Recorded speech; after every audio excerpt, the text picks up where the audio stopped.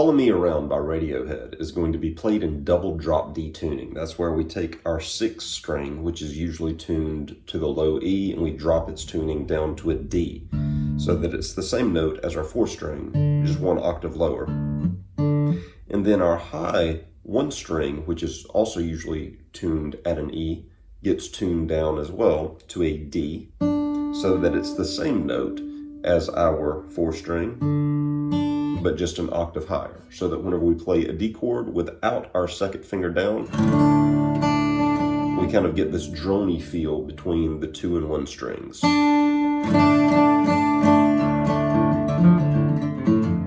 All right, so the song begins. A picking pattern between strings 6, 5, and 4. It's going 6, 4, 5, 6, 4, 5, 6, 4, 5, 6, 4, 5, 6, 6, then 6, 4, 5, 6, 4, 5, and then move with your second finger to the 6th string 3 fret, pluck that, then pluck the open 5 string, then move with your first finger to the 6th string 2 fret, and you pluck that note, so we've got very slowly.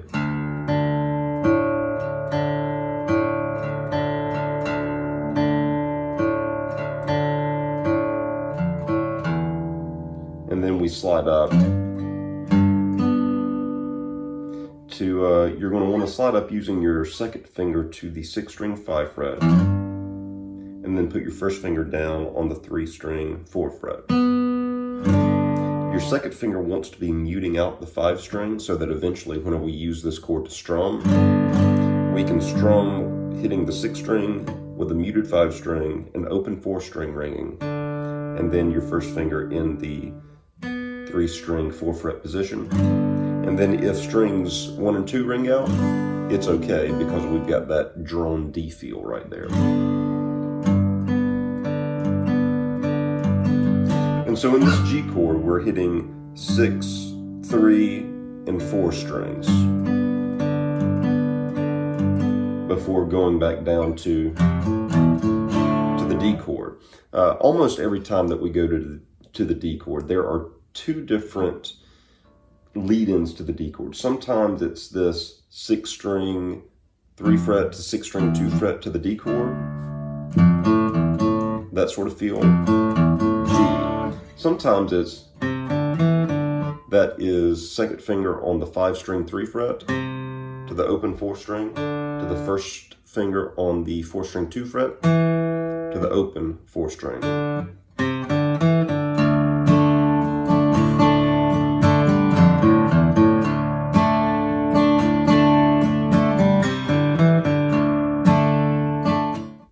Also, let me talk a little bit about the strumming pattern real quick. There are a couple of ways to achieve this.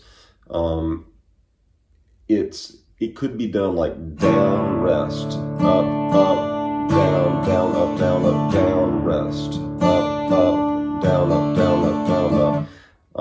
I think that my more natural strumming pattern is like a down, down, up, down, up, down, up, down, up, down, down, up, down, up, down, up, down, up, down, down, up, down, up, down, up, down, up, down, down, up, down, up, down, up, down, up, down.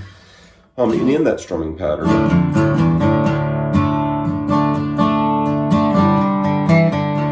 those little riffs that we were talking about. Okay, so I've talked about that intro. And that intro right there is basically what the full song does, moving between the D chord to the G chord. So one thing to be familiar with is that the shape of the G chord in the choruses changes a little bit. In the verses, you can hear that note in the G chord. But in the chorus, that note tends to fall out and the shape becomes ring finger on the 6 string 5 fret, ring finger muting the 5 string, open 4 string, open 3 string, first finger on the 2 string 3 fret, And it's okay if your one string rings out in the background there. Or you can take your pinky finger and put it on the 1 string 5 fret to get a higher note in that chord. So the chorus would be the D to the G.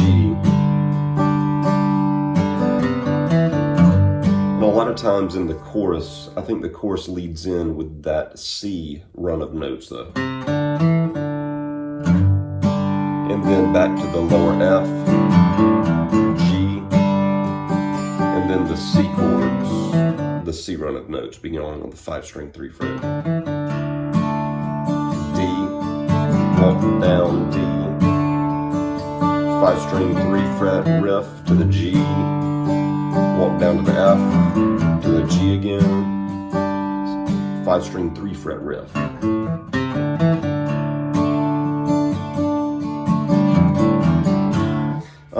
Towards the end of the song, I can hear the guitar doing something different, though honestly I cannot pick out precisely what's going on because there seem to be 2 acoustic guitars playing here. There's one that's panned right and there's one that's panned left in the headphones if you're listening. So I can't exactly pick out what the main acoustic guitar is doing, but the second go around you can hear the guitar kind of following the melody that is going. So I'm just mimicking that after the second chorus. Whenever I come back to this D, I just, that is 5 string 2 fret, 5 string 3 fret, 4 string 2 fret, 5 string 3 fret, 5 string 2 fret. But I'm just playing it within the larger strumming pattern, with my ring finger staying down on the 2 string 3 fret the whole time.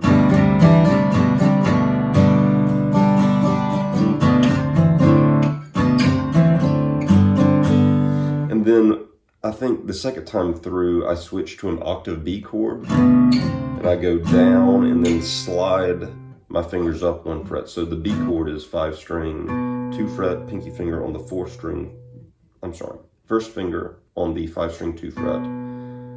That first finger can mute out the 4 string, pinky finger on the 3 string 4 fret. And then I slide that up 1 fret to a C chord. First finger on the 5 string 3 fret, pinky finger on the 3 string 5 fret. And then I leave my pinky where it is and I reach and I grab with my first finger the 4 string 2 fret. And I sew down and then pick up, lifting my first finger off of the 4 string 2 fret, and then shift to our normal G chord from earlier with the 6 string covered by our second finger on the 5 fret and our first finger pulled back to the 3 string 4 fret. Strum that down, put your ring finger down on the 3 string 5 fret,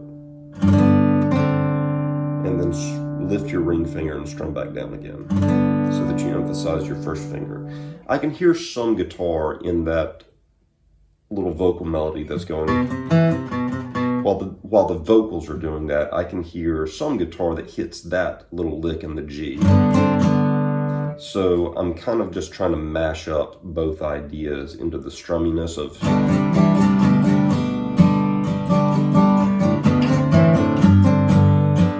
and jumping out of these chords into that G is definitely difficult. So, I mean, you may want to just repeat the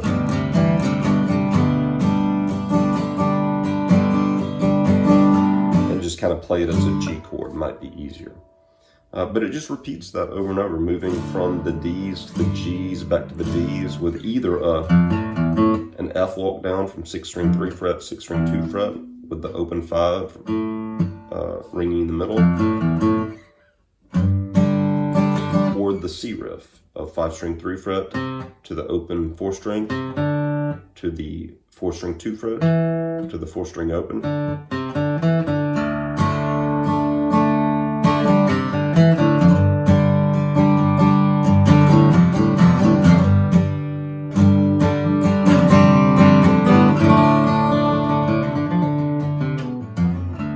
So those are the chords and the movements to Follow Me Around by Radiohead.